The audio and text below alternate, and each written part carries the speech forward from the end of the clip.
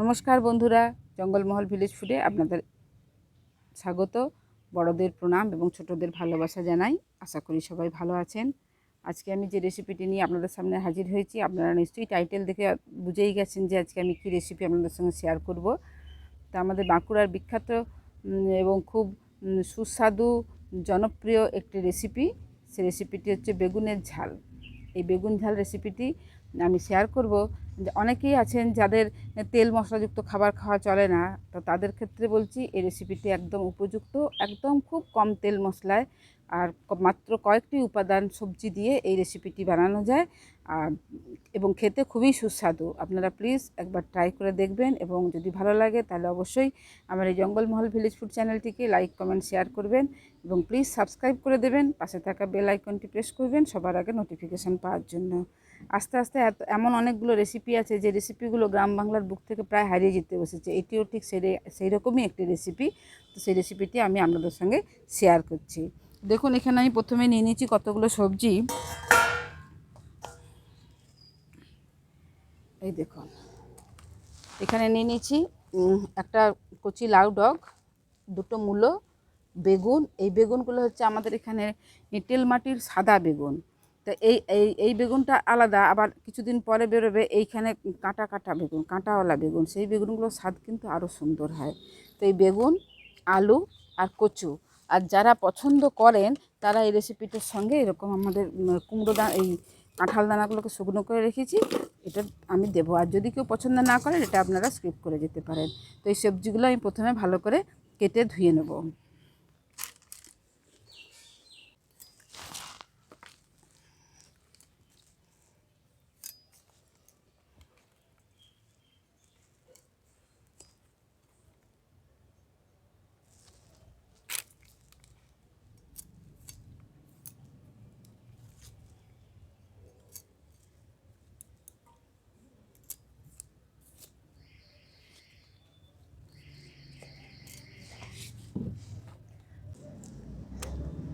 আগে আগে লোহার কড়াতে হতো, পরে এলো কী বলে মাটির খোলা। আর দারুণ স্বাদ তার। সেসব জিনিসের স্বাদ এখন আর পাওয়াও যাবে না। আর ওইভাবে এখন তো সবজিগুলোরতেই স্বাদ নেই।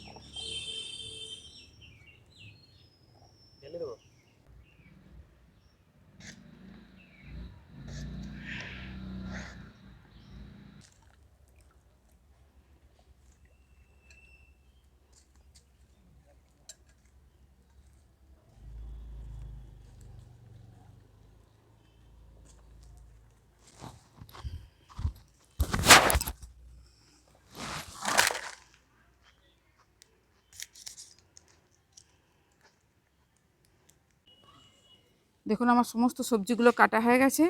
এখানে আমি কি কি নিয়েছি আরেকবার বলে দিচ্ছি। লাউ ডাঁটা, আলু, এখানে কাঁঠাল দানা, বেগুন, কচু আর মূলো। এই সবজিগুলো আমি সব কেটে নিয়েছি। এরপর আমি উনুনটা ধরিয়ে নেব।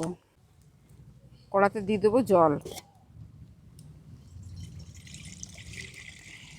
এই রেসিপিটি করতে কোনো মশলার কোনো প্রয়োজন নেই। একটি মাত্র উপাদান যেটা এই রেসিপিতে দিলে এর স্বাদটা অনেকাংশে বেড়ে যায়, সেটি হচ্ছে এই যে দেখুন, আমি এখানে নিয়ে নিয়েছি খোসা সমেত বিউলির কলাই। এটা ডাল নয়, বিউলির কলাই, যেটাকে মাসকলাই বলে। এই যে মাসকলাই, এইটা আমি গুঁড়ো করে নেব। আবার অনেকে কি যারা বাড়িতে বড়ি দেন আর কি, বড়িটাও দিতে পারেন। তবে এইটা গুঁড়ো করে যে রান্নার স্বাদটা হয় সেটা কিন্তু সম্পূর্ণ আলাদা। তা আমি পরে দেখাচ্ছি আপনাদেরকে। দেখুন, জলটা আমাদের ভালোভাবে ফুটে গেছে। এরপর এই যে কেটে রাখা সবজিগুলো, এই সবজিগুলো আমি একে একে দিয়ে দেবো।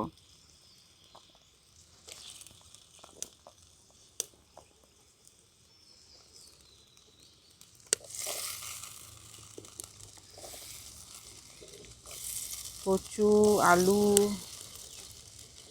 কুমড়ো দানা, এই কাঁঠাল দানা আর এই বেগুন, সমস্ত সবজিগুলো দিয়ে দিলাম। এরপরে আমি দিয়ে দেবো পরিমাণ মতো নুন,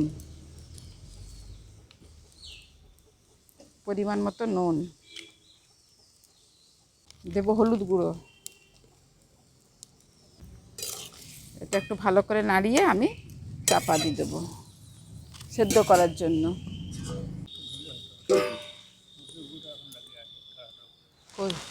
এই সবজিগুলো সেদ্ধ হতে থাক, ততক্ষণে চলুন আমি এই যে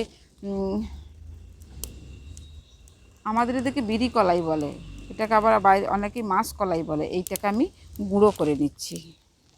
বড্ড ঠিকরে পড়ে যায় কলাইগুলো, খুব আস্তে করে প্রথমটা একটু ভেঙে নিতে হয়।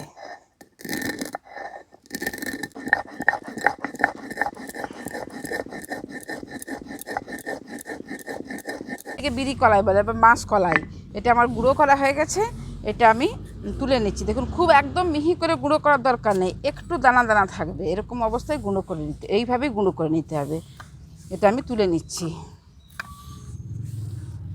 এই একটি মাত্র মশলা এই তরকারিটার, স্বাদ কিন্তু অপূর্ব। দেখুন 10-15 মিনিট পরে একবার ঢাকাটা খুলে দেখে নিচ্ছি সবজিগুলো আমাদের সেদ্ধ হয়েছে কিনা। মোটামুটি সবজিগুলো সেদ্ধ হয়ে গেছে।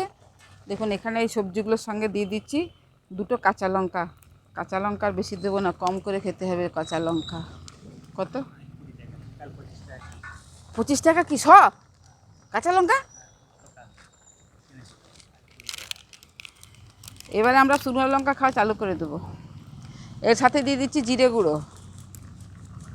এতদিন কাঁচা লঙ্কা সব কিছু খেয়ে এসেছি, তো এবারে শুকনো লঙ্কা খাওয়া শুরু করতে হবে, তা নাহলে কাঁচা লঙ্কা কিনে দিয়ে দিচ্ছি। অল্প পরিমাণে ধনে গুঁড়ো দিয়ে এই সমস্ত মশলাগুলো এবার ভালো করে মিশিয়ে দিচ্ছি। সমস্ত সবজিগুলো ভালো করে আর একটু সেদ্ধ হওয়ার জন্য আমি চাপাটা দিয়ে দিচ্ছি। সেদ্ধ হয়ে গেছে, আর একটু বাকি হয়েছে। 5 মিনিট পর ঢাকাটা খুলে দেখে নিই।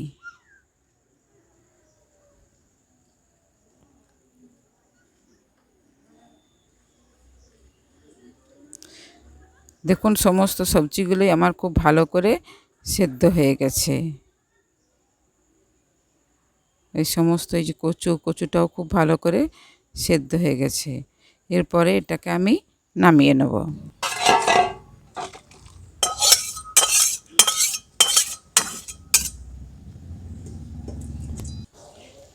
কড়াটা ভালো করে পরিষ্কার করে ধুয়ে বসিয়ে দিয়েছি। এরপর কড়াতে দিয়ে দিচ্ছি তেল।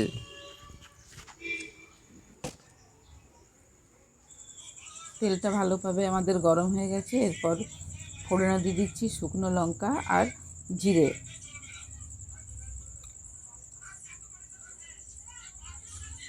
ফোড়নটা ভাজা ভাজা করে নিয়ে ওই যে বিড়ি কলাইটা গুঁড়ো করে রেখেছিলাম ওইটা দিয়ে দিচ্ছি। দিয়ে তেলের সাথে খুব ভালো করে ভেজে নিতে হবে। খুব বেশি ভালো লাল করে ভাজার দরকার নেই। দেখুন এই যে এরকমভাবে লাল লাল করে একটু ভেজে নিলেই চলবে। এই যে এরকমভাবে লাল লাল করে ভেজে নিয়েছি। এরপরে ওই যে সবজিগুলো সেদ্ধ করে রেখেছিলাম, সেই সবজি সেদ্ধগুলো সমস্ত ওই মধ্যে দিয়ে দেবো। দিয়ে এটা খুব ভালো করে সমস্ত সবজিগুলোর সাথে মিশিয়ে দেবো। আপনারা কেউ বিড়ি ভেজে গুঁড়ো করেও এইভাবে দিতে পারেন, তবে আমি আগেই বলেছি এর স্বাদটা একটু অন্যরকম হয়, তো এই স্বাদটা সম্পূর্ণ আলাদা এবং ভীষণ সুন্দর খেতে হয়। তো আমাদের তৈরি হয়ে গেল বাঁকুড়ার অত্যন্ত জনপ্রিয় সুস্বাদু ও স্বাস্থ্যকর বেগুন ঝাল রেসিপি।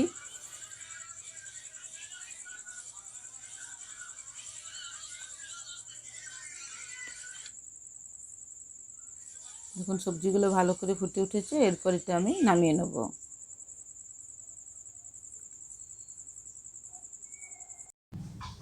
তৈরি হয়ে গেল আমাদের বাঁকুড়া স্পেশাল জনপ্রিয় সুস্বাদু ও স্বাস্থ্যকর বেগুন ঝাল রেসিপি। তো প্লিজ আপনারাও এইভাবে একবার ট্রাই করে দেখবেন। যখন মাছ মাংস খেতে খেতে খেতে আর দেখবেন ভালো লাগে না সব সময়, এরকম একটা নিরামিষ রেসিপি, খুব কম তেল মশলাযুক্ত রেসিপি একবার বাড়িতে খেয়ে দেখবেন, অবশ্যই ভালো লাগবে। যদি ভালো লাগে তাহলে অবশ্যই আমার এই জঙ্গলমহল ভিলেজ ফুড যে চ্যানেলটিকে লাইক কমেন্ট শেয়ার করবেন এবং প্লিজ সাবস্ক্রাইব করে দেবেন, পাশে থাকা বেল আইকনটি প্রেস করবেন সবার আগে নোটিফিকেশান পাওয়ার জন্য। আর সবসময় তো রিচ খাওয়াটা ভালোও লাগে না, এরকম খাবারও তো মাঝে মাঝে খাওয়া দরকার।